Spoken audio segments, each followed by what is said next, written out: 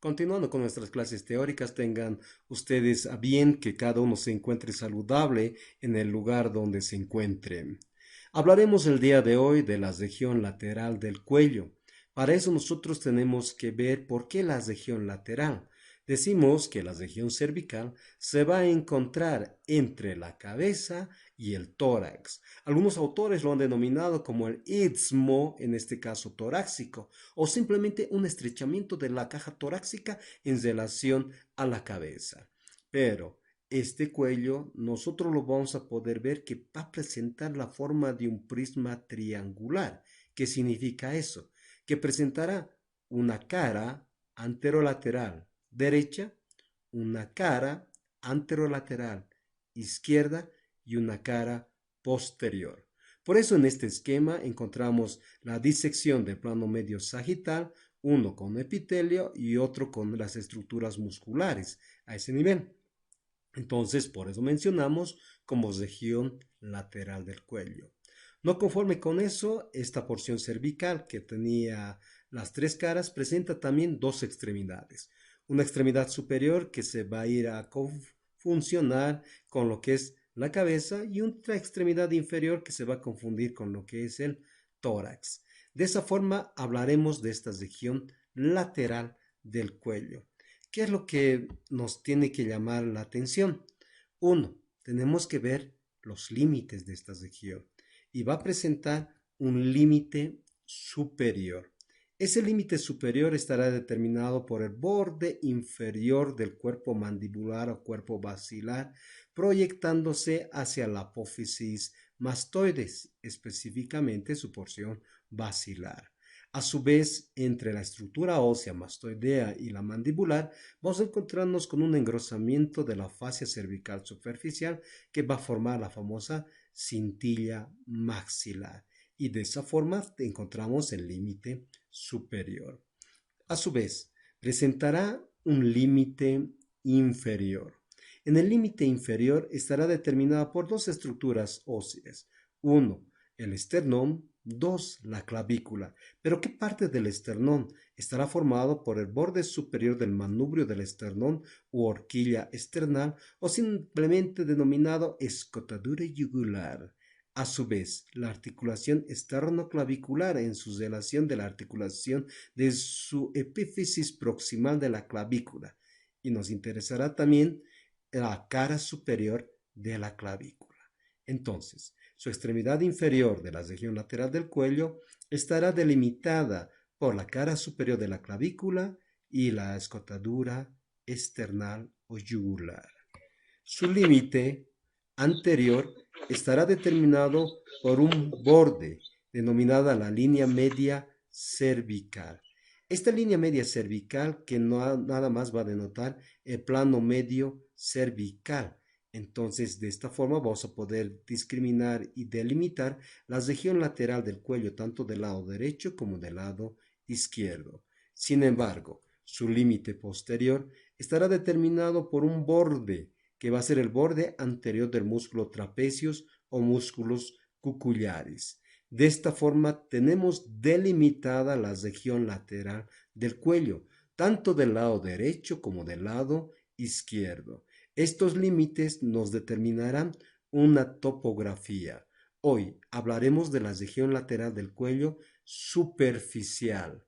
En las siguientes clases se hablará la porción profunda de la región lateral del cuello. Entonces, ahí ya tenemos realizado.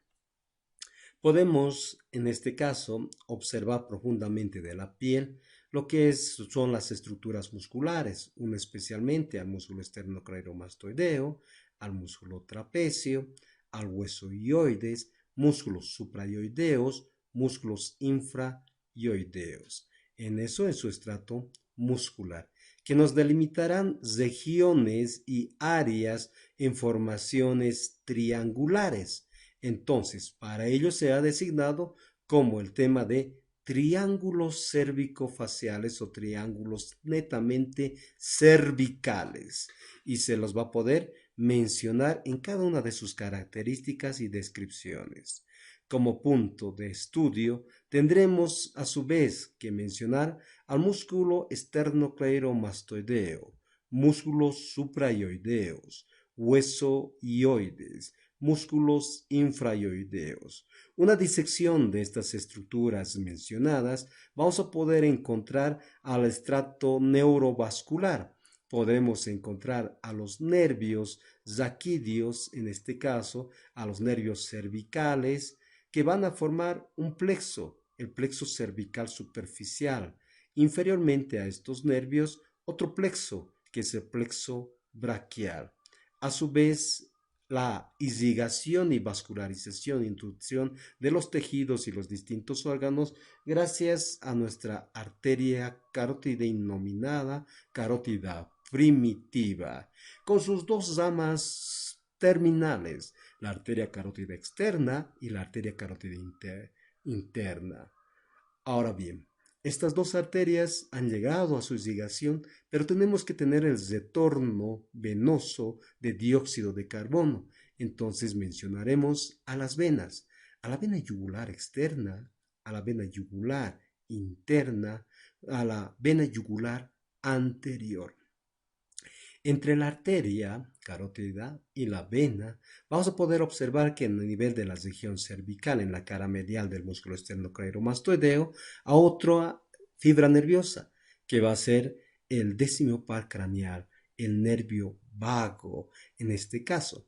A su vez, anteriormente en el ángulo diedro, la formación de la rama descendente del nervio hipogloso o hipogloso mayor.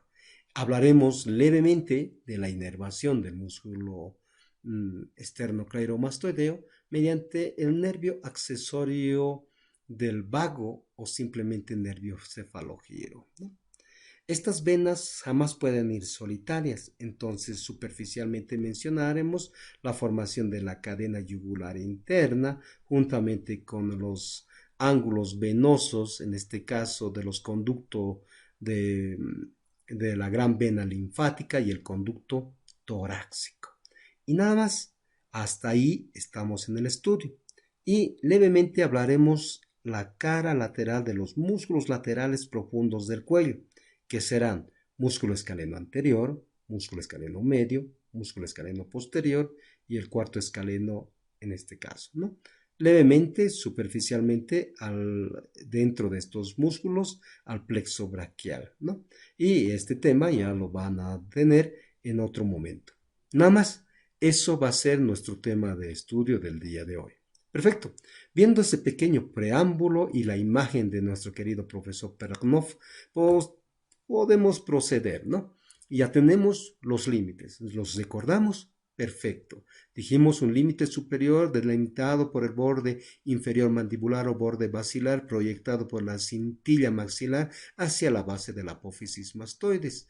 Posterior, en su límite posterior, estará formado por el borde anterior del músculo cucullaris o músculo trapecio. Su límite inferior estará determinado por la cara superior de la clavícula en relación en el plano medio con la horquilla esternal. Y anteriormente su límite estará formada por la línea media anterior o cervical en relación al plano medio cervical. En esta topografía podemos observar lo siguiente, que estará formado por una piel y esta piel va a presentar en este caso relieves. Dentro de ellas podemos observar a la vena yugular externa y otro relieve, el relieve del músculo cefalogiro al esternocleidomastoideo y pliegues transversales de acuerdo a la edad que dispongan nuestros pacientes o individuos de estudio. Eliminamos todo eso y decimos siempre como primer plano piel. Debajo de la piel, ¿qué es lo que encontramos nosotros? Encontramos tejido celular adiposo separado con un tejido intersticial e inmediatamente encontrábamos con la cara profunda de la piel, ¿no? Cara superficial, cara profunda. En relación al siguiente plano, nos vamos a encontrar con una fascia denominada la fascia cervical media. Esta fascia cervical, la fascia cervical superficial, esta fascia cervical superficial se va a desdoblar en dos hojas, en una hoja superficial y en una hoja profunda. Esa hoja superficial va a estar en relación con mi vena yugular externa y el plexo cervical superficial. Y la hoja profunda va a estar en relación con el músculo esternocleidomastoideo.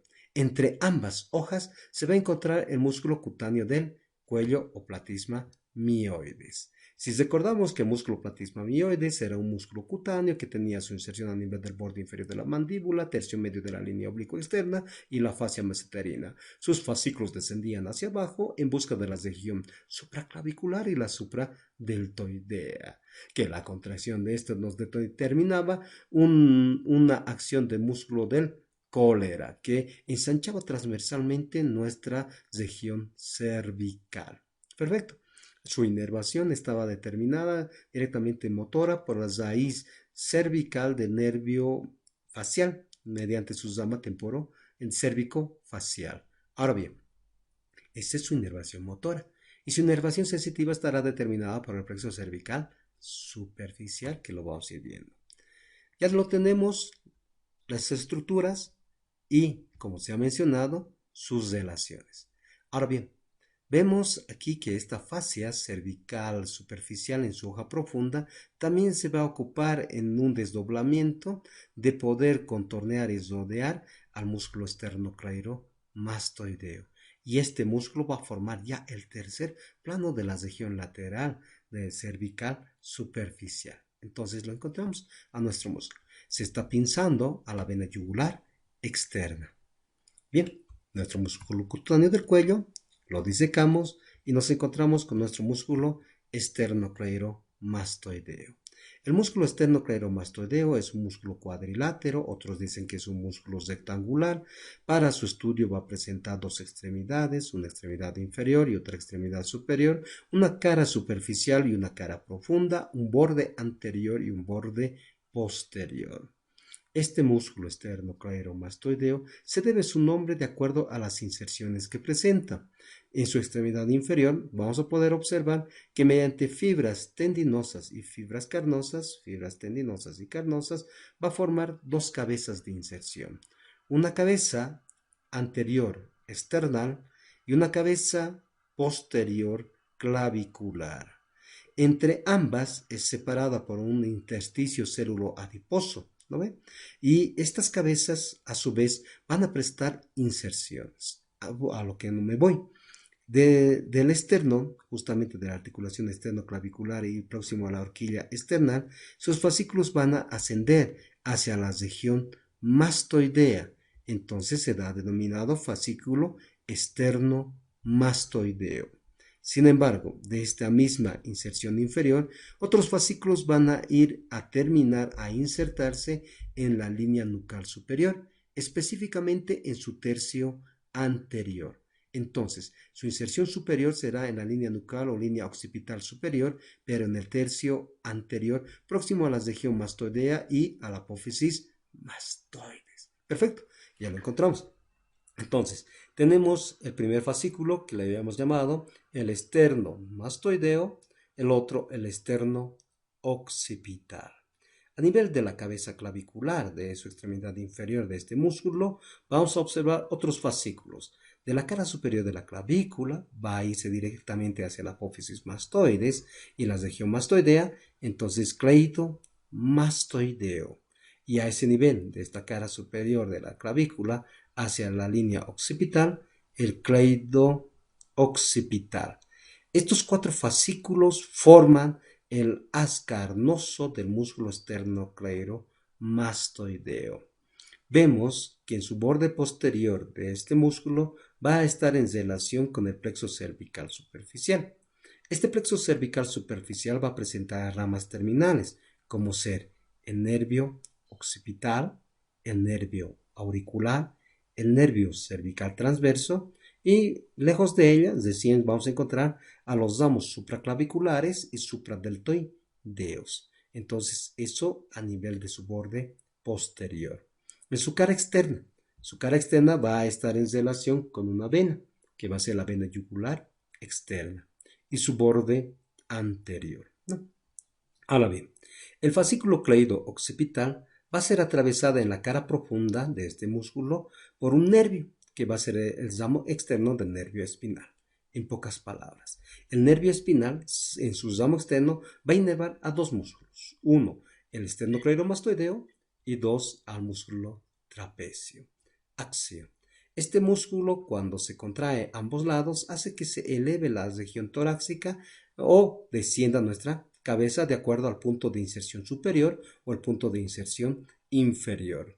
Ahora, si la contracción es unilateral individualmente, hace los movimientos de lateralidad tanto del lado derecho como del lado izquierdo, denotando un movimiento de giro hacia la cabeza, y por eso el músculo esternocleidomastoideo recibe el nombre de músculo cefalogiro.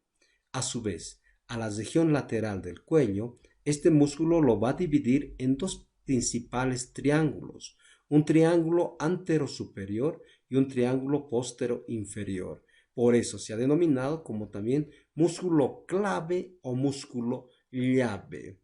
Algún tipo de alteración que aqueja a estas fibras musculares va a formar la famosa tortícolis o lesión del esternocleidomastoideo. Ahora bien, lo encontramos a ese nivel, en la región lateral. Podemos observar en este que su cara externa o lateral estaba en relación con mi vena yugular externa, ¿no? En la cara profunda, disecando mi músculo esternocleidomastoideo, y podemos observar el ingreso de mi ramo externo del nervio espinal, voy a encontrarme con un hermoso paquete, denominado el paquete vasculonervioso. Cuando decimos vaso, tiene que estar formado por arteria y vena. ¿Qué arteria? La arteria carótida primitiva o innominada. ¿Y qué vena? La vena yugular, medial o interna. A su vez, decimos básculo nervioso. Este paquete básculo nervioso estará formado dentro del ángulo diedro posterior por un nervio descendente que va a ser el décimo par craneal, el nervio neumogástrico o nervio vago, y en relación a su ángulo diedro, en este caso antero-externo, va a estar en relación con el ramo descendente del hipogloso. Es lo más importante, ¿no? Mediante ese ramito descendente. Ahora bien, ya tenemos descrito superficialmente nuestro paquete vasculonervioso. Quiero que tengan esta atención.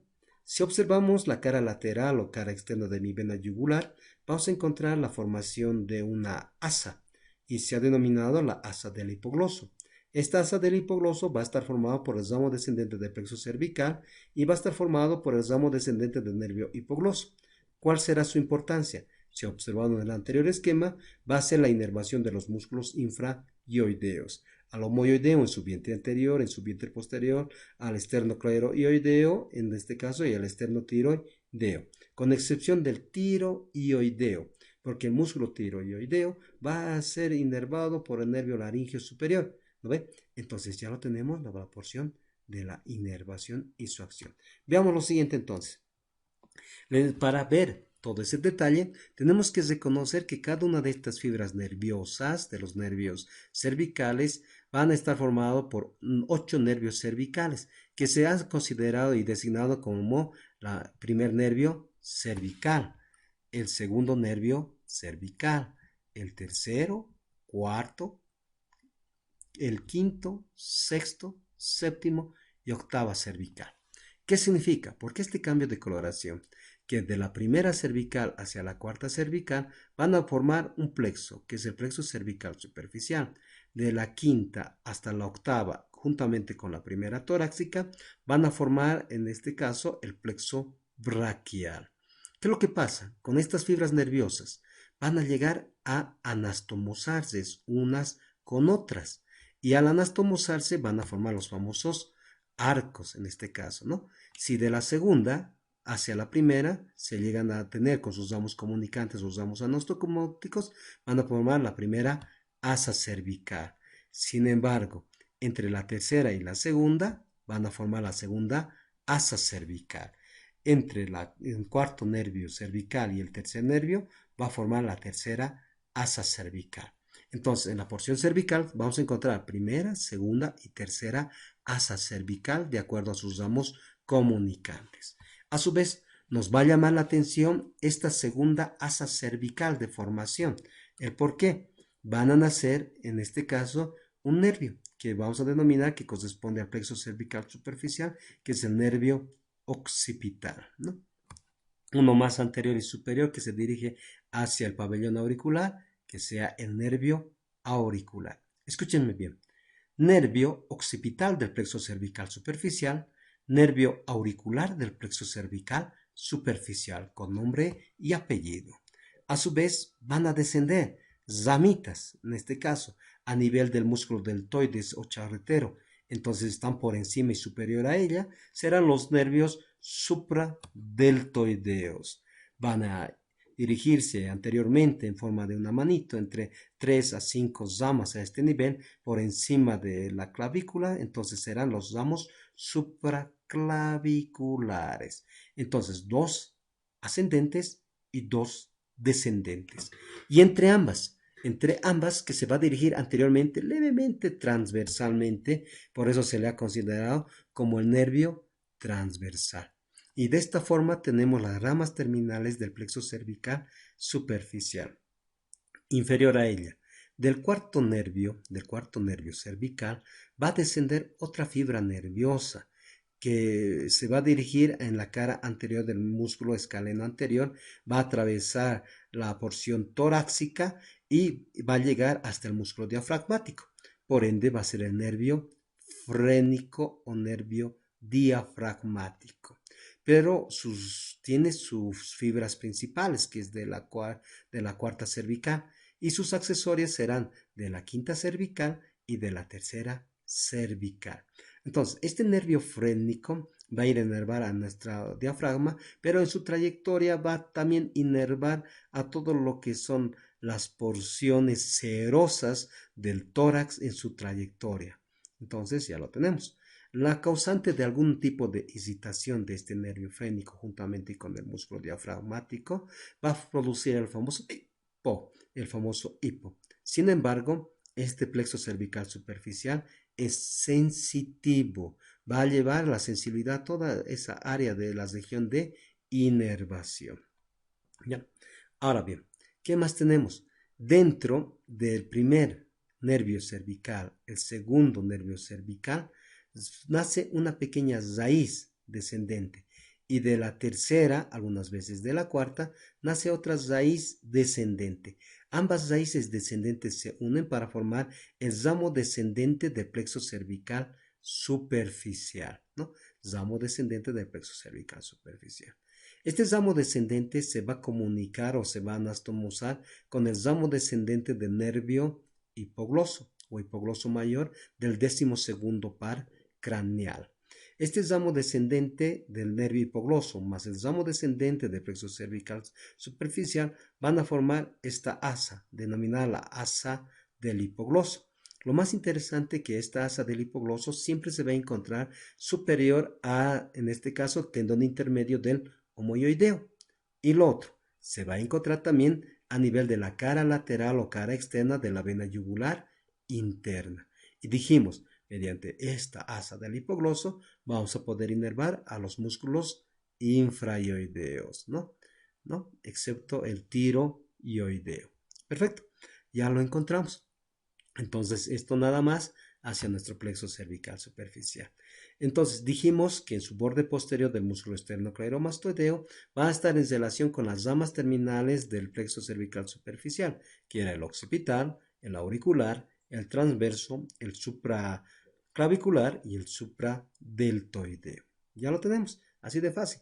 A su vez, dijimos que esta cara externa del esternocleidomastoideo o cefalogiro, músculo clave, músculo llave, vamos a encontrarnos con la vena, que es la vena yugular externa, que epitelialmente formaba un pliegue, ¿no? Un pliegue a ese nivel. Podemos observar esquemáticamente el grado de inervación de nuestro plexo cervical superficial mediante sus 5 ramas terminales. Entonces, una de las preguntas que siempre nos hacen, ¿quién inerva el ángulo de la mandíbula? Es inervado por su ramo transverso, en este caso, del plexo cervical superficial, y por eso no en vano que anestesiamos todo el trigemino, pero en el ángulo tiene su propia inervación. Perfecto. Estas ramas van a ser sensitivas de toda esa área. Les va a llevar la sensibilidad protoplática, la sensibilidad epicrítica y la sensibilidad profunda táctil dolorosa. Y la encontramos. A su vez, según Perknoff, podemos observar en este caso ese plano que dijimos, ¿no? La fascia dentro del segundo, tercer plano, la fascia cervical superficial, las formaciones del asa, la vena yugular externa, y encontramos algunos ganglios, vean unos ganglios linfáticos superficiales correspondientes a la cadena de la vena yugular externa. Excelente. Ahora, según McMinn, también podemos encontrar estas estructuras, ¿no? En este caso, a los músculos suprayoideos, al hueso yoide, a los músculos infrayoideos, a la glándula submandibular o submaxilar, a nuestra vena yugular interna, al tendón intermedio del músculo homoyoideo, vientre superior o anterior del homoyoideo, vientre inferior o posterior del músculo homoyoideo. A su vez, lo que nos hemos llamado la famosa asa del hipogloso. La encontramos y todo esto va a formar en lo que es el plexo nervioso, directamente las ramas supraclaviculares y las supradeltoideas, ¿no? Una vista anterior. Los músculos suprayoideos por encima del hueso yoides y los músculos infrayoideos. Entonces vamos a delimitarlos y vamos a volver a repetir lo que se ha mencionado, lo que es en cavidad bucal. Para ello necesitamos encontrarnos con una estructura ósea que solamente va a estar insertada por fibras tendinosas, ligamentosas y musculares especialmente.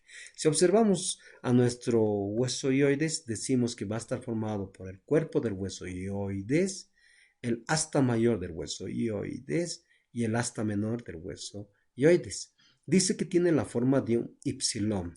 Esto llega aproximadamente a partir de los 15 a 20 años a osificarse. Inicialmente es de origen cartilaginoso, ¿no?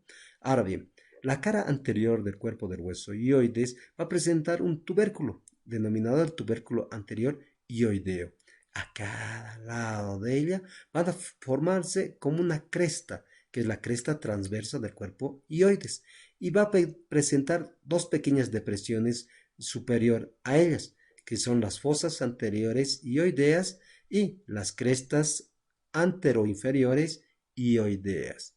Entre la fusión de la extremidad anterior del asta mayor y la extremidad posterior del cuerpo del hueso yoides, en su borde superior aproximadamente vamos a encontrarnos a las astas menores del hueso yoides. ¿Ya?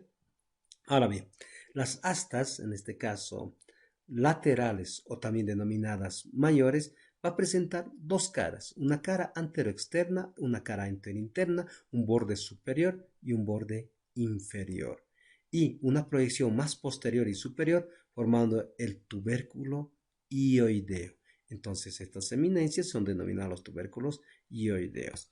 Pero, si hemos mencionado solamente su cara anterior, también presenta a nivel del cuerpo una cara posterior que es cóncava y las caras posterolaterales, posteromediales, las caras posteromediales del asta mayor del hueso hioides. ¿Qué nos hace denotar? Que a nivel de los tubérculos de las astas mayores, con relación con los tubérculos mayores del cartílago tiroides, va a reflejarse una membrana, que es la membrana tiroidea, y a ese nivel va a formar un ligamento, que es el ligamento tiroideo lateral. Y en la parte media de ese ligamento va a formarse un proceso cartilaginoso denominado el cartílago de triticio. Y a 1 centímetro por delante del borde posterior de ese ligamento se va a encontrar un orificio de ingreso, un ostión de ingreso de los vasos y nervios laringeos superiores. Ahora, esa membrana tiroidea que está relacionada inferiormente a su borde inferior del cuerpo mandibular y el borde lateral, en este caso posterolateral de las astas mayores, lo vamos a encontrar. Y vamos a ver que en su cara anterior va a presentar inserciones musculares, tanto supras como infrayoideas. Para ello, tenemos que hablar de nuestros músculos suprayoideos. Reconozcamos entonces, lo que está disecado, se ha hablado con lengua, es el músculo geniogloso. ¿Dónde se insertaba? Se insertaba en las espinas mandibulares o espinas genis superiores. Inferior a ellas habíamos de encontrar con las espinas mandibulares inferiores o apófisis jenis inferiores, donde se insertaba el músculo genio-ioideo. Excelente. Entonces, este músculo genio-ioideo va a tener una trayectoria de anterior hacia posterior, de superior hacia inferior, ¿en busca de quién? De la cara anterior del cuerpo del hueso ioides. Perfecto. ¿A qué nivel? En su extremidad superior de esa línea horizontal dibujada dividida por su tubérculo ioideo anterior. Ahora sí, a la contracción de estos músculos genioioideos van a hacer que se eleve el hueso ioides. Entonces, un elevador del hueso ioides, ¿no? Ahora bien, inferiormente a esa inserción, vamos a encontrarnos también que se va a insertar en esa cara anterior, próximo a su borde inferior, otro músculo, que va a ser el músculo miloioideo. Este músculo miloioideo se insertaba directamente en la línea oblicua interna o simplemente en la cresta miloioidea de la mandíbula o del cuerpo mandibular. Y eran dos, uno del lado derecho y otro del lado izquierdo, que se fusionaban en la línea media y formaba un zafe, que era el zafe mandibular. Algún otro autor, este músculo miloioideo, le ha dado el nombre también de la hamaca sublingual. ¿Por qué? A ese nivel va a descansar mi lengüita. Y entonces le va a dar ese descanso. Perfecto. Alguna vez entre estas espinas mandibulares superiores e inferiores existe un conducto vascular entre ambas. Es el conducto de Krübel-Hill, ¿no? Una porción muscular. Bien, observemos este esquema de la parte lateral, reconociendo los separos anatómicos: músculo miloioideo, músculo hiogloso, glándula submaxilar, vientre anterior del digástrico, tendón intermedio del digástrico, vientre posterior, músculo estiloioideo. Dos músculos supraioideos han sido mencionados, el genio-ioideo y el milo-ioideo. Hablemos del digástrico. Como su nombre dice, dos, gastros, cuerpos. Entonces, el músculo digástrico presenta un vientre anterior donde se va a insertar en el borde inferior del cuerpo de la mandíbula, específicamente en la fosita digástrica. De ese nivel, sus fibras se van a dirigir hacia posterior y medial.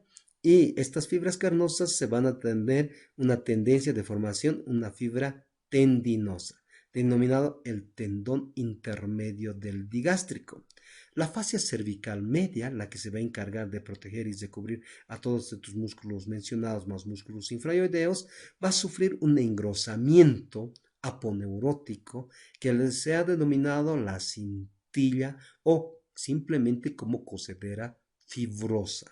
Por intermedio de esta cosedera fibrosa, el tendón intermedio del digástrico va a poder desplazarse y deslizarse a ese nivel. En este caso, en la extremidad posterior de este tendón intermedio del digástrico van a ser directamente fibras carnosas, el vientre posterior del digástrico, que va a prestar su inserción específicamente en la ranura digástrica, que se encuentra en la cara medial de la apófisis mastoides. Ahora bien, ya lo tenemos. El músculo estiloioideo va a prestar su inserción superiormente a nivel de la apófisis estiloides, próximamente a la base, en la cara lateral y parte de su cara anterior de la apófisis estiloides. Sus fascículos se van a dirigir hacia abajo y hacia adentro y se van a dividir en torno a la inserción del hueso ioides, próximo al asta menor del hueso ioides, o también otros denominan a nivel de la base de la apófisis estiloides, en dos fibras tendinosas, uno superficial y otro profundo, que al dividirse, la cosedera, el tendón intermedio del digástrico, va a ser atravesado por el músculo estiloioideo, ¿no? Inervación. Hacemos que el estiloioideo y el vientre posterior del digástrico van a ser inervados por los ramos extrapetrosos del nervio facial. Sin embargo, el vientre anterior del músculo digástrico va a ser inervado por el nervio miloioideo, que corresponde también al tronco terminal posterior del nervio mandibular, correspondiente al quinto par craneal. Perfecto, ya lo encontramos. La contracción del músculo digástrico en su vientre anterior hace la tendencia de llevar mi hueso ioides hacia adelante y hacia arriba. Sin embargo, la contracción del estiloideo eleva al hueso ioides hacia superior y posterior. Sin embargo, la contracción de mi vientre posterior del digástrico lleva al hueso ioides hacia posterior y superior. Entonces, en pocas palabras, ha sido denominado al hueso ioides como balancín dental porque estos músculos van a coadyuvar y ayudar al descenso de la mandíbula. Perfecto. Otros deparos anatómicos que nosotros podamos encontrar de acuerdo a estos músculos suprayoideos, nada más, ¿no? Podemos mencionar a la vena facial, al ramo comunicante intraparotidio, vena maxilar posterior, retromandibular. Podemos observar al tronco común, en este caso maxiloparotidio, a lo que tengan. Esta es la vena tiroidea superior y esta es la vena faringea. Por eso forma el tronco tirolingofaringofacial, que este puede desembocar siempre en la vena yugular interna y muy rara vez en la vena yugular externa. Encontramos a mi músculo esternocleidomastoideo entre las dos venas, ¿no? La vena yugular externa y la vena yugular interna. Podemos observar a su vez a mi arteria carótida externa con sus ramas colaterales. Perfecto. Ya lo encontramos. Lo que se ha mencionado, aquí encontramos el tubérculo mayor del asta mayor del hueso ioides y esta membrana, y es la membrana tiroidea. Su engrosamiento, el ligamento tiroideo lateral y el ostión de ingreso de los vasos y nervios laringios superiores. Bien, continuemos entonces. Hablemos entonces ahora, ya se ha mencionado los músculos suprayoideos, ya encontramos el zafe miloioideo, hablemos de los músculos infrayoideos. Estos músculos infrayoideos son número de 4, son planos y delgados, por eso siempre tienen la forma acintada. Vamos a encontrarlos en dos planos, uno superficial y el otro profundo. El plano superficial de los músculos infrayoideos estará formado por el músculo homoyoideo al esternocleidomastoideo. Y su plano profundo estará formado por el esternotiroideo y el tiroideo. Así de facilito. ¿Se dan cuenta? Hablemos entonces del músculo homoyoideo. Este músculo homoyoideo tiene que insertarse a este nivel. Les presento al omoplato o también denominado como la escápula. Esta escápula presenta un borde superior, un borde medial y un borde lateral. Lo que más nos sobresale, el borde superior. Esta pequeña escotadura, que se denomina la escotadura coracoidea. A nivel de la escotadura coracoidea va a existir un ligamento, el ligamento coracoideo. Perfecto. Entonces, el vientre posterior del músculo homoyoideo, porque es un músculo digástrico, este es el vientre anterior y este es el vientre posterior y ese es su tendón intermedio. Este vientre posterior va a prestar inserción directamente a nivel del borde superior de la escápula próximo a la escotadura coracoidea, ¿no? A partir de ella sus fascículos se van a dirigir hacia anterior, hacia adelante y hacia superior, donde va a dar con terminación con mediante fibras tendinosas formando el tendón intermedio del digástrico y continuando con el vientre superior o anterior. Este vientre anterior también se va a insertar en la cara externa o cara anterior del cuerpo del hueso ioides y próximo a su asta mayor en su cara anterolateral. Perfecto. Ya lo encontramos al músculo homoyoideo. ¿Qué es lo que produce? Hace que descienda al hueso ioides y lleve levemente hacia posterior, ¿no? O cuando tiene su inserción superior, hace que se eleve levemente la región del borde escapular. Ya lo encontramos. Al músculo esternocleidomastoideo. Este músculo se inserta inmediatamente posterior a la articulación esternoclavicular y próximo en la línea de la escotadura yugular del manubrio. Sus fascículos también en forma de acintadas se van a dirigir hacia arriba en busca de ¿quién? De la cara externa, cara anterior del cuerpo del hueso ioides. Y netamente abate al hueso ioides, desciende al hueso ioides. El esternotiroideo. Este músculo esternotiroideo nace también en la cara posterior del manubrio del esternón, próximo a la articulación esternoclavicular. También es de forma acintada y se va a encontrar lateral a los órganos profundos cervicales, que es la glándula tiroides, en este caso, y la laringe, y a su vez a lo que es el timo. Entonces vas ascendiendo y se va a encontrar en la cara lateral del cartílago tiroides. A nivel de esta cara lateral va a presentar una cresta, que es una cresta oblicua, y va a ir a terminar a nivel de la cresta oblicua de la cara lateral del cartílago tiroides. Su contracción va a realizar el descenso de este cartílago tiroides, en pocas palabras, hace que descienda la región de la laringe. Su continuidad de esa cresta lateral va a continuarse insertándose otro pequeño músculo de aproximadamente 3 centímetros que va a ser el tiroideo. Este músculo tiroideo se va a insertar ya a nivel de borde inferior y próximo a la cara interna del asta mayor y del cuerpo del hueso ioides. Entonces hace que mi hueso ioides descienda o ascienda el cartílago tiroides, de acuerdo a su inserción superior o inferior. Bien, entonces, plano profundo, el externo tiroideo y tiroideo, plano superficial, el externo ioideo y el homoioideo, ¿no? Ya lo encontramos. Entonces, estos los vamos a encontrar, estos músculos infraioideos en su extremidad inferior, los vamos a encontrar recubiertos por la extremidad inferior del esternocleidomastoideo. Ya lo tenemos. Ahora bien, dijimos lo siguiente. Tenemos el tendón intermedio, tenemos la vena yugular interna y todas las venas, por si acaso, siempre van acompañadas de una cadena ganglionar linfática. Y este homoioideo, a esa cadena de la cadena yugular interna, se los va a dividir en dos porciones, ¿no? La cadena yugular interna en supra-homoioideos o homoioideos y infra-homoioideos o infraclaviculares. Entonces ya, eso lo vamos a ver con venas. Ya lo encontramos.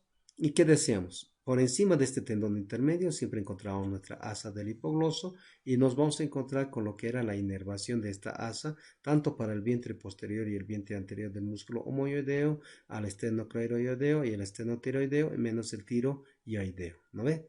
Entonces el tiroideo va a ser inervado por el ramo laringio, que es en este caso el laringio superior, que corresponde al nervio vago. Sin embargo, los otros inervados por el asa del hipogloso. Sus acciones ya han sido determinadas. Y aquí en este esquemático de la tarea de Ruiz-Liars, que nos sirve mucho, vena yugular interna, tendón intermedio y el asa del hipogloso. Pregunta de examen parcial. Vamos. Ahora bien, ya lo encontramos, nuestra región, lo hemos delimitado, hemos observado el primer plano directamente que estaba formado por la piel, el segundo plano estaba formado por el músculo cutáneo del cuello, el tercer plano por el esternocleidomastoideo, el cuarto plano por los músculos supras e infraioideos. Entonces ya los encontramos. ¿Qué es lo que queremos saber? Queremos ver a su vez que estos límites que habíamos mencionado, que el músculo esternocleidomastoideo, la región anterolateral del cuello, va a delimitarse por dos hermosos triángulos, ¿no? Uno superior y otro inferior, ¿no? Y lo hemos denominado triángulo anterosuperior. ¿Y cuáles serán sus límites? En este caso, posteriormente de este triángulo está delimitado por el borde anterior del esternocleidomastoideo, y superiormente estará delimitado por el borde inferior del cuerpo mandibular, equidistante a nuestra cintilla maxilar y próximo a la apófisis mastoides. Y anteriormente va a estar delimitado por la línea media cervical, triángulo anterosuperior. Sin embargo, posterior a nivel del borde posterior del esternocleidomastoideo va a formar el límite anterior del triángulo posterior inferior. Si aquí les presento el músculo coculares o músculo trapecio, en su borde anterior va a formar también el límite posterior de este triángulo. Y sin embargo, el borde inferior de este triángulo posterior inferior va a estar formado por la cara superior de la clavícula. Estos triángulos son de importancia porque vamos a ir determinando. Pero si retrocedemos y nos damos cuenta entre la cabeza externar y la cabeza clavicular y la cara superior de la clavícula, en este caso, va a formar otro triangulito. En este caso, que es el triángulo del esternocleidomastoidea, que antiguamente creían que a este nivel atravesaba en relación al nervio frénico. Pero vemos que el nervio frénico corresponde a este triángulo y no así.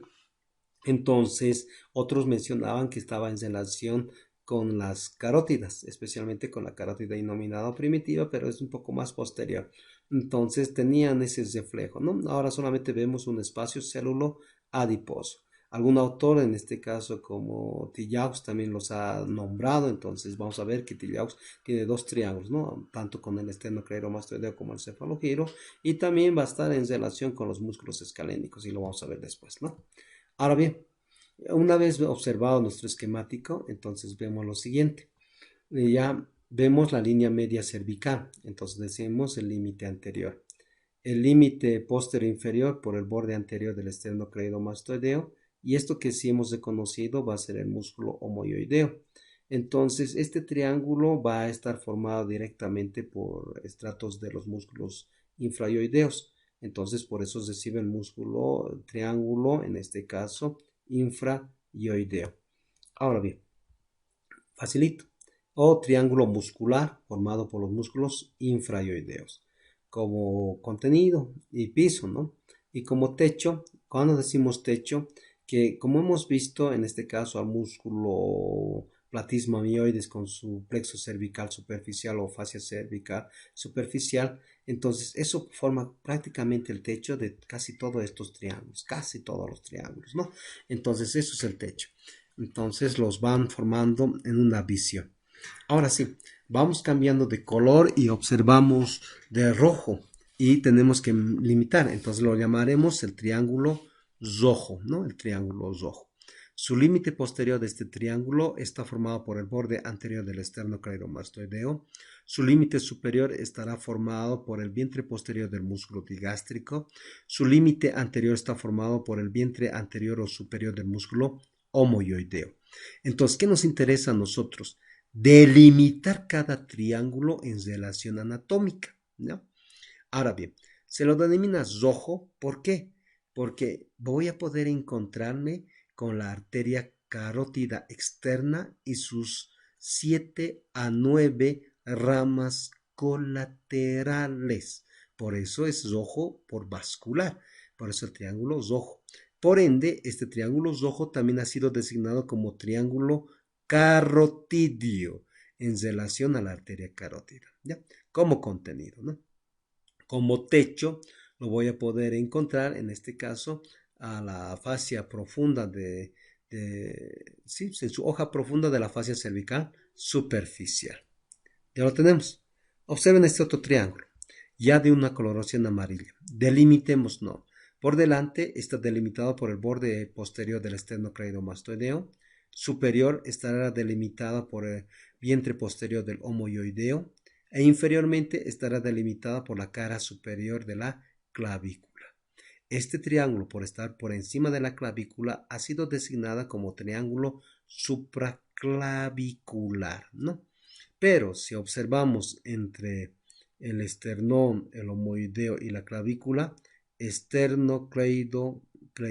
homoclavicular o esterno homoclavicular o amarillo. ¿Por qué amarillo? Porque a este nivel voy a tener el origen del plexo braquial, y a su vez dentro de la preparación voy a encontrarme con tejido célulo adiposo, abundante tejido célulo adiposo, ¿no? Veamos el otro triángulo. Este triángulo ha sido designado como triángulo cervical o simplemente triángulo occipital. Ha sido delimitado anteriormente por el borde posterior del músculo esternocleidomastoideo, delimitado posteriormente por el borde anterior del músculo trapecio, el músculo cucullaris, y inferiormente estará delimitado por el músculo homoioideo, ¿no? En este triángulo también voy a poder observar como piso al músculo elevador del omóplato o músculo angular del omóplato, a los músculos escalenos, en este caso en formación medio y posterior, y donde lo vamos a poder encontrar. Por eso ha sido denominado triángulo occipital. Vemos la formación en este caso de los triángulos por delante del esternocleidomastoideo y por detrás del músculo esternocleidomastoideo. Estos ya correspondían a la región anterosuperior y esto la postero inferior. Ya lo encontramos. Estamos hablando solamente de los límites. Estos triángulos han sido creados directamente por anatomistas para su tratamiento anatómico quirúrgico, ¿no? Vamos a verlo por qué. Vámonos ahora. Vean lo siguiente. Hablemos por encima del hueso hioides. vamos a encontrarnos con todo lo que eran los músculos sí, suprayoideos y vamos a ir formando otro tipo de triángulos a su vez. Reconozcamos reparos anatómicos. Nuevamente, cuerpo del hueso ioides, cosvedera fibrosa, tenón intermedio del digástrico, vientre anterior, vientre posterior del digástrico, músculo estiloioideo, ¿sí o no? Aproximadamente asta menor del hueso ioides, asta mayor del hueso ioides, tubérculo del asta mayor, membrana tiroidea, la arteria carótida externa, arteria tiroidea superior, arteria lingual, la encontramos, nervio neumogástrico, a ese nivel, nervio vago, ramo descendente del hipogloso, nervio hipogloso, en este caso, músculo miloioideo, músculo hiogloso, glándula submaxilar, vena facial, arteria facial, ramo comunicante intraporotidio o directamente vena facial posterior, a ese nivel. La vena tiroidea superior ha sido disecada, vean, la vena tiroidea superior, tronco tiro bicérvico escapular, falso, tronco tiro facial o tiro faringofacial, lo tenemos, la vena yugular interna, a ese nivel, encontramos a la rama externa del nervio espinal, la vena yugular externa, músculo esternocleido mastoideo, glándula parótida, músculo iomástico, músculo macetero. Entonces ya hemos descrito prácticamente todos los reparos. Entonces, al hablar triángulos siempre hablamos de límites, techos y pisos. En los pisos es la parte más profunda que podemos encontrar. Lo que se encuentra a esos niveles es el contenido de cada uno de ellos, ¿no? Y el techo siempre va a estar formado por la fascia profunda de la fascia cervical superficial o la hoja profunda de la fascia cervical superficial juntamente con el músculo cutáneo del cuello. O sea, es lo más superficial los techos. Ahora bien, vayamos a formar algunos triángulos a este nivel. Entonces, voy a delimitar fácilmente. Observen bien. Un límite anterior va a estar formado por el vientre anterior del digástrico, un límite posterior por el vientre posterior del digástrico y un límite superior va a estar delimitado por el borde inferior de la mandíbula o borde basilar, ¿no? Como contenido, vean, como contenido, mi glándula submaxilar. Por ende, gracias a esta glándula submandibular o submaxilar, se ha denominado triángulo submaxilar. Pero, como está formado también por el vientre anterior del digástrico y el vientre posterior del digástrico, como triángulo digástrico. Entonces tiene dos nombres este triángulo: triángulo submandibular o triángulo digástrico. Como contenido, glándula submaxilar, arteria facial, vena facial, ramo comunicante intraparotidio, y voy a encontrar también una cadena. No olvidemos que dijimos vamos a encontrar a nuestra cadena de ganglios linfáticos, en este caso la cadena pericervical. Dentro de la cadena pericervical, los submaxilares divididos en prevasculares, intervasculares y retrovasculares a su vez, ¿no? Ahora bien, entonces ya está formado un triángulo, ¿no? Es lo más importante, ¿no? Techo ya sabemos. Ahora, observen lo siguiente, lo he hecho a propósito. Entonces veamos, su límite superior estaba formado por el nervio hipogloso, su límite anterior por el borde posterior del músculo miloioideo y su límite posterior por el vientre posterior del digástrico. Este triángulo, en este caso, bien cortito y pequeño, me va a permitir encontrarme con una arteria, que es la arteria lingual. ¿Qué nombre recibe? Triángulo de Pirogov, el triángulo de Pirogov.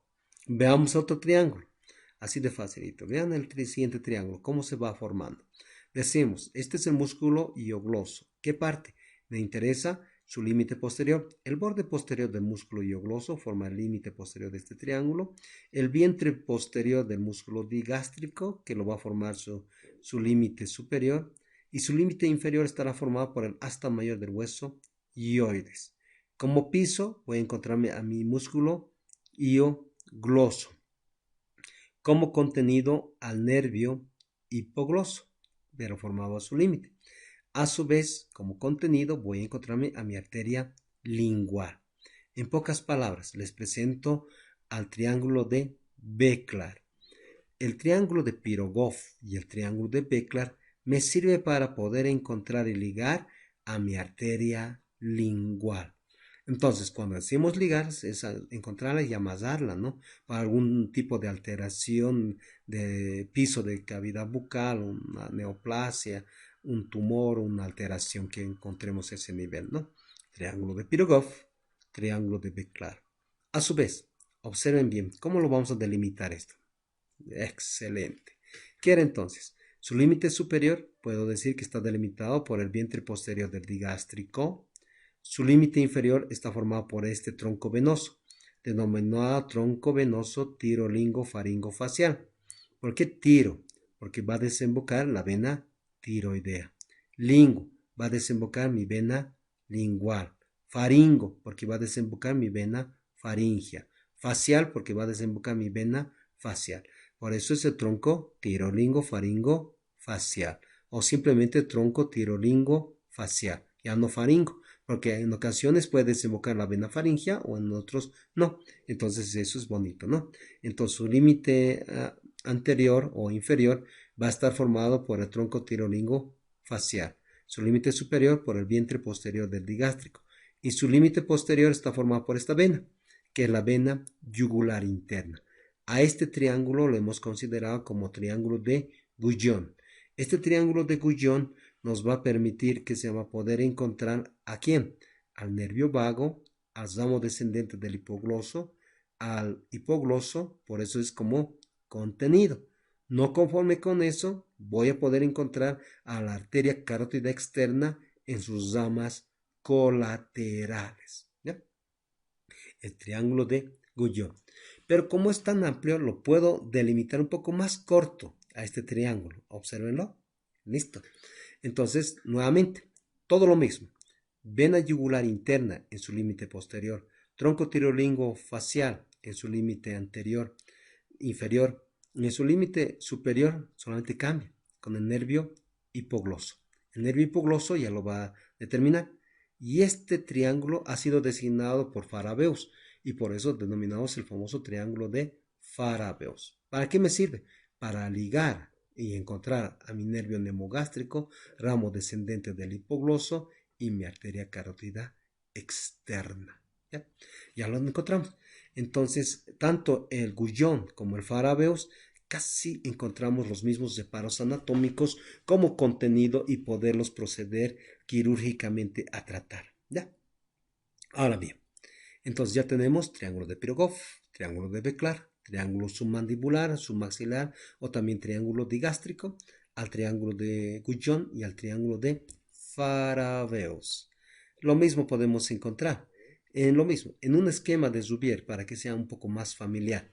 Reconozcamos todos los reparos anatómicos: vena yugular interna, arteria carótida primitiva o innominada, arteria carótida externa, arteria carótida interna, tronco tirolingo facial, vena lingual, observen la vena lingual, esta punteada la arteria lingual, observamos el vientre posterior del digástrico, la caucedera fibrosa, el tendón intermedio, el vientre anterior del digástrico, músculo miloioideo, rafe miloioideo, nervio hipogloso, vean, nervio hipogloso, la arteria facial, la vena facial, la glándula submandibular o submaxilar, músculo macetero, ángulo de la mandíbula, glándula parótida. Entonces, ya hemos reconocido todos los reparos anatómicos. Nuevamente, se los dibujamos. Triángulo submandibular, ¿sí o no? O digástrico, vientre anterior, vientre posterior, borde inferior de la mandíbula. Contenido la glándula, contenido nervio hipogloso, contenido la vena. Y por delante de ella vamos a formar, si esto era el vientre anterior del digástrico y esto otro es el vientre anterior del digástrico, ambas van a ir a terminar directamente a insertarse en el borde inferior de la mandíbula, las fositas digástricas, y a ese nivel se van levemente fusionando, ¿no? A ambos vientres. Juntamente con el cuerpo del hueso hioides va a formar un triángulo, vean, un triángulo.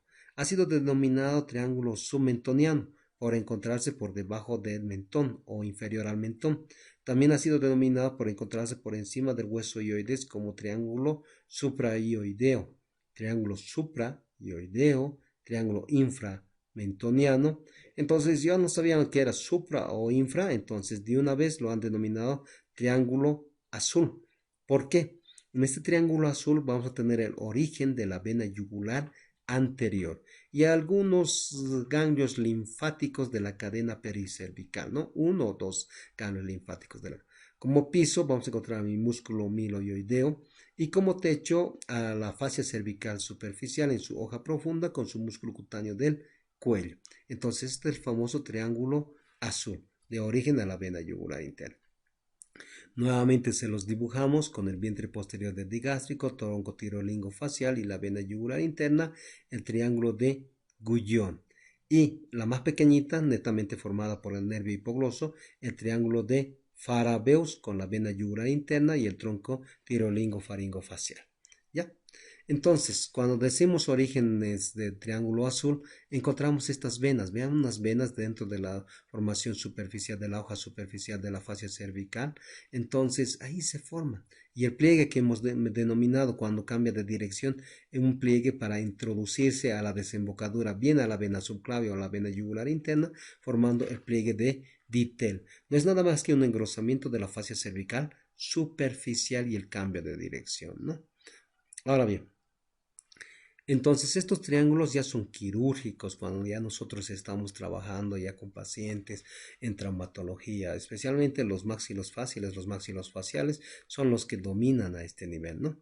Ahora, nuevamente, ahora más esquemático, veamos el vientre anterior del digástrico, hueso ioides y a ese nivel formábamos nuestro triángulo azul. Bien, dijimos suprayoideo o inframentoniano, cualquiera de los dos tienen la misma designación. ¿Qué más tenemos? Nuevamente recordamos ahora el triángulo muscular formado por los músculos infrayoideos, el triángulo rojo por la porción carotidia, el triángulo supraclavicular, el triángulo muscular. Perfecto, ya lo hemos visto. Por eso es el músculo clave o músculo llave. Muchas veces hemos hablado, ¿qué es esqueleto? Esqueleto significaba seco y al seco lo designábamos como hueso. Hoy voy a tratar de resumir algo de las estructuras óseas, pero de la columna vertebral. Cuando digo voy a tratar es que es un poco largo y es difícil resumirlo. Vamos a hablar de las vértebras cervicales. Existen 7 vértebras cervicales. Nuestra columna estará formada a su vez por unas 12 torácicas o dorsales. Va a estar formada a su vez por 5 lumbares. Va a estar formada por 5 sacras de 1 a 3 coxigias, ¿no? Entonces ya tenemos nuestra columna. Solamente hablemos de la porción cervical. A ver, hablemos de la primera vértebra cervical. Esta primera vértebra ha sido designada con el nombre de atlas. Este atlas para su estudio va a presentar dos arcos, un arco anterior y un arco posterior. Si vemos en el arco anterior, en su cara anterior, una pequeña proyección que es denominada de tubérculo anterior del atlas. Y en su cara posterior de este arco vamos a encontrar una carilla, que es la carilla articular odontoidea.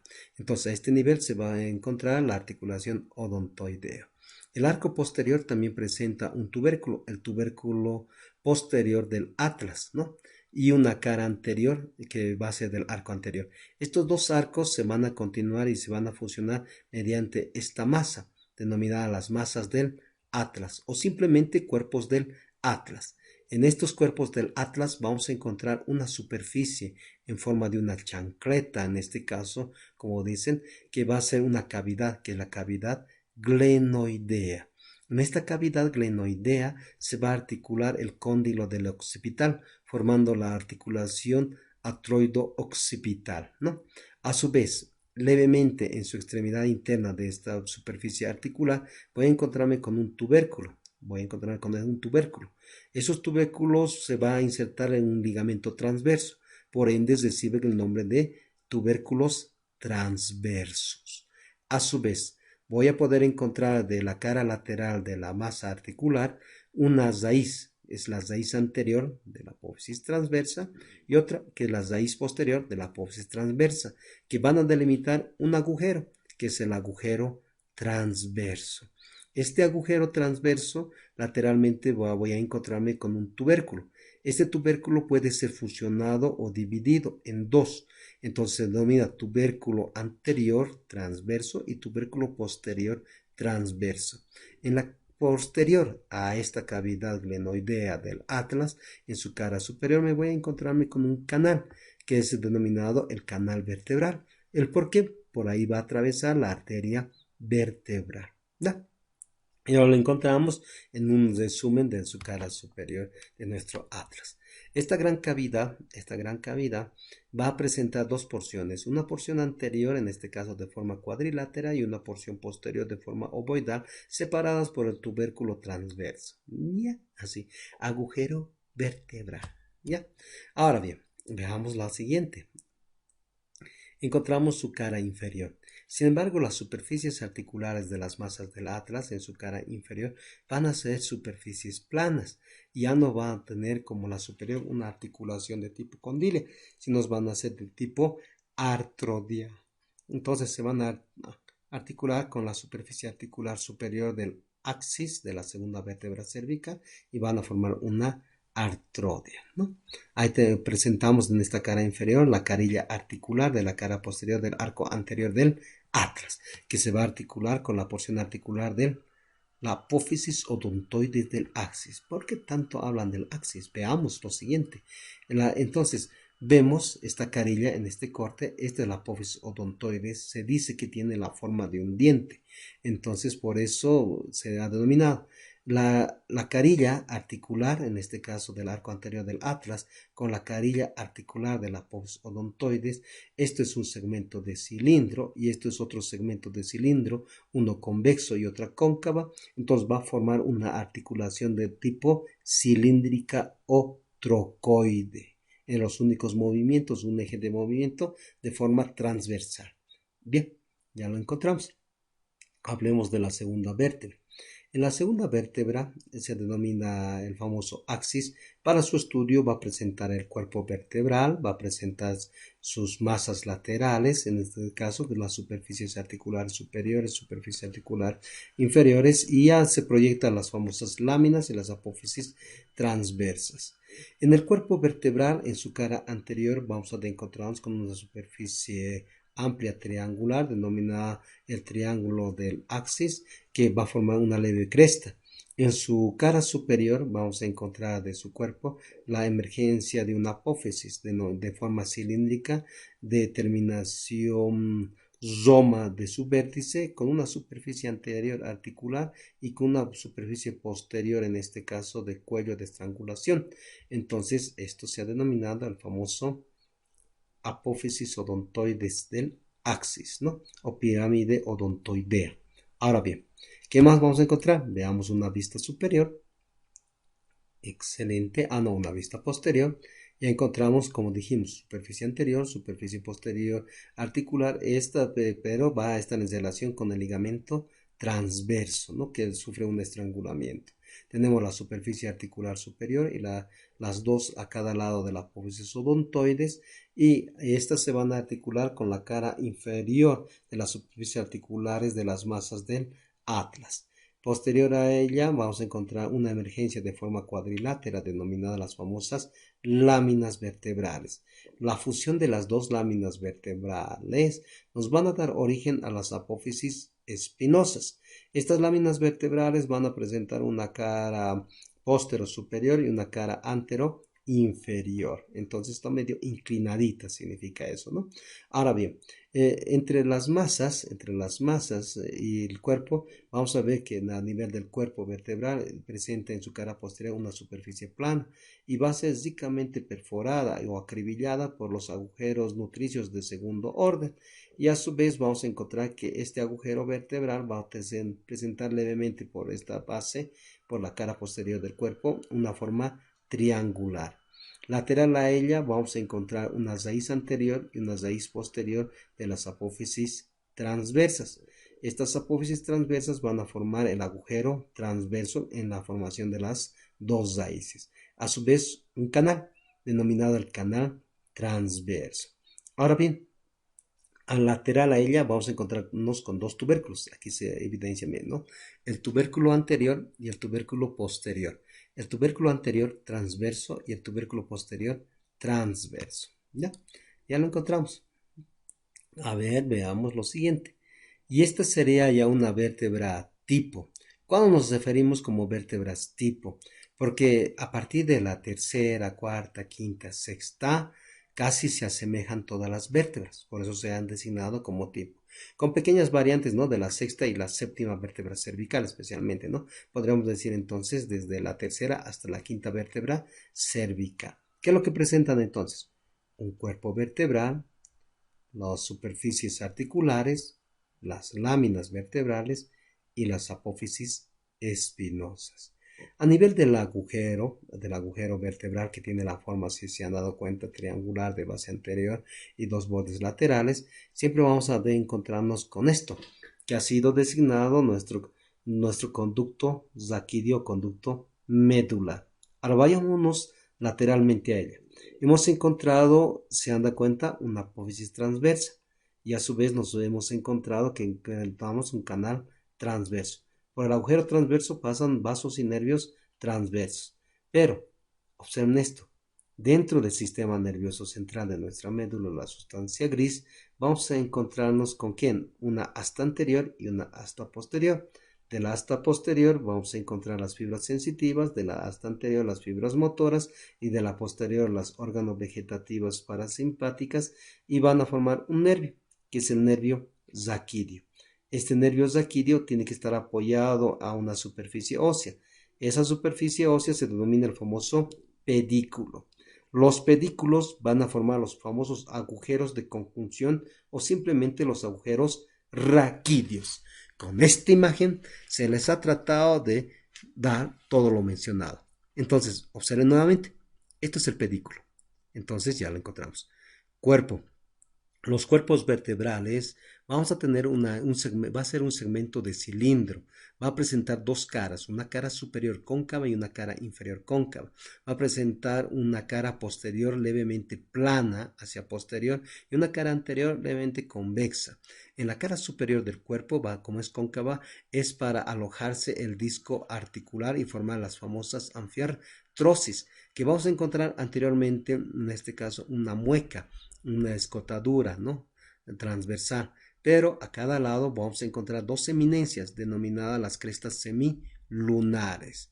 De mi cuerpo vertebral va a partir esto que llamábamos el famoso pedículo, que esta superficie del pedículo formaba los famosos agujeros de conjunción o conductos raquídeos y que se va a ir a confundir con la superficie articular o masa lateral de la vértebra. Ahora bien, esta masa de la superficie articular encontramos la raíz posterior de la apófisis transversa y de la cara lateral del cuerpo la raíz anterior de la apófisis transversas. Entre ambas raíces vamos a encontrarnos con un agujero, que es el agujero transverso. Y esta apófisis denomina apófisis transversa. Dijimos que esta apófisis transversa puede terminar en dos tubérculos, el tubérculo transverso anterior y el tubérculo transverso posterior. ¿Ya? Perfecto. Encontramos la superficie articular superior de formación plana con una vista más hacia posterior. Encontramos la fusión de la lámina vertebral del lado derecho y la lámina vertebral que se fusionan y van a formar nuestras apófisis espinosas. Estas apófisis espinosas dentro de la tercera, cuarta, quinta son bífidas. A partir de la sexta, séptima ya son fusionadas y son más elongadas o más prolongadas. Y ahí encontramos nuestro agujero vertebral. Bien. Ahora, dentro de la sexta vértebra cervical, tenemos que hablar que los siguientes, que este tubérculo anterior va a formarse un pequeño canal, denominado el canal de Chassaignac o simplemente canal carotidio. ¿El por qué? A ese nivel se apoya la arteria carótida primitiva. Entonces, superficie o tubérculo de Chassaignac o canal carotidio o surco carotidio. ¿Ya? Y lo dijimos. Y se ve encontrada un poco más proyectada y prolongada las apófisis espinosas hacia posterior e inferior a ellas. Y los agujeros todavía se mantienen. Las superficies articulares de estas vértebras van a formar una articulación de forma artrodial, que el único movimiento que producen va a ser el desplazamiento. Sin embargo, a nivel de los cuerpos vertebrales va a tener que soportar todo el peso, entonces vamos a encontrarse a ese nivel un disco o un fibromenisco articular, formando las famosas anfiartrosis, ¿no? Que nos permite movimiento de desplazamiento, pero más todavía de una presión de forma vertical. Ahora bien, volvamos a nuestras superficies que ya tenemos. Entonces, vemos que estas apófisis transversas mencionadas presentaban dos tubérculos, ¿no? Tubérculo anterior, un tubérculo posterior. El por qué y el para qué.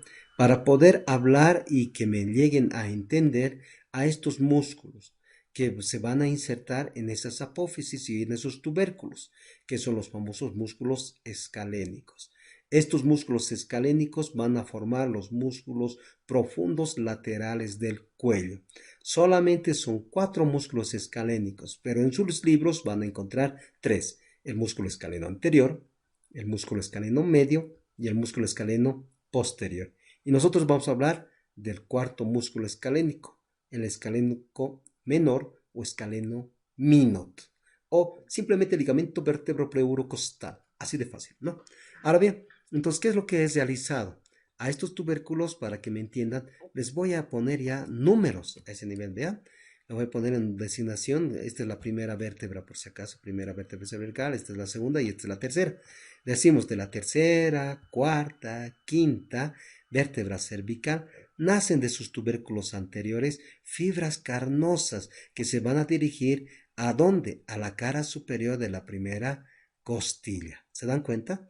Entonces, el músculo escaleno anterior nace de los tubérculos anteriores de la tercera, cuarta, quinta vértebra cervical. Sus fascículos se dirigen hacia abajo en busca de la cara superior de la primera costilla.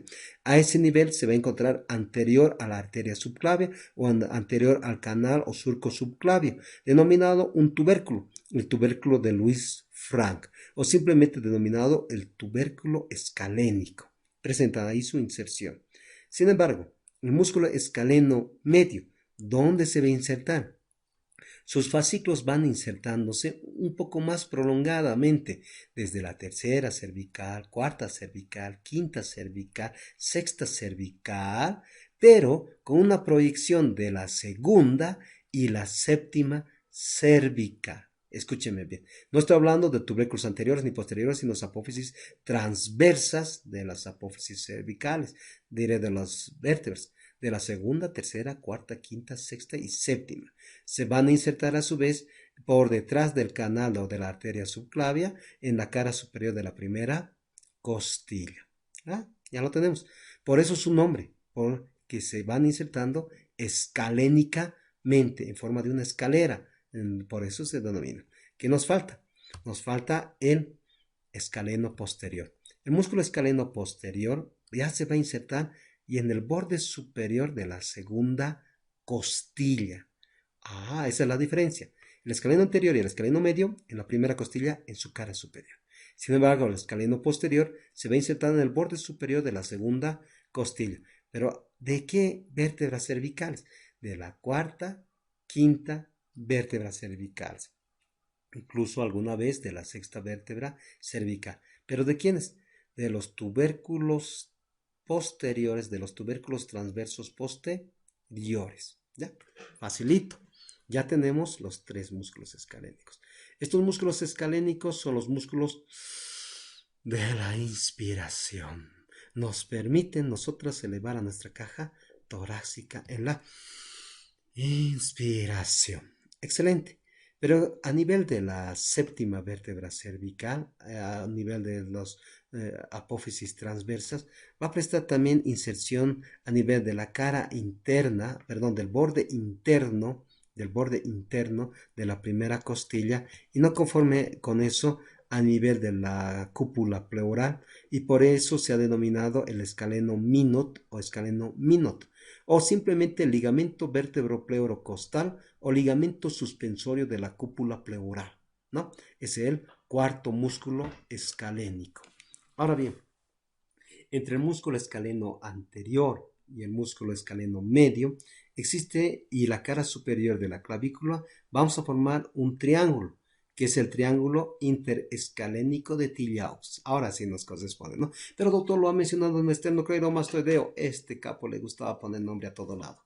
Entonces ya lo tenemos, el triángulo inter. ¿Y qué es lo que va a atravesar? Como su nombre ha dicho, el plexo braquial y la arteria subclavia como contenido del triángulo interescalénico. Ahora bien, entonces, ¿cómo podemos describir nosotros? Ya hemos hablado superficialmente de todos estos separos anatómicos, pero lo vamos a profundizar con las arterias de la cabeza y el cuello, con las venas de la cabeza y el cuello y ganglios linfáticos.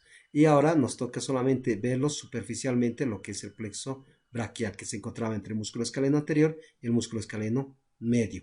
Entre el músculo escaleno anterior, directamente en su cara anterior, tenemos que denotar también que va a estar en relación con el nervio frénico en su cara anterior.